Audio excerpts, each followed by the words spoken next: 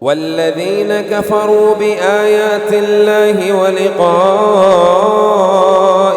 أولئك يئسوا من رحمتي وأولئك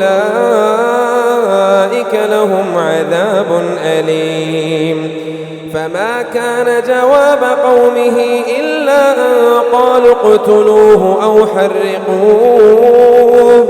أو حرقوه فأنجاه الله من النار.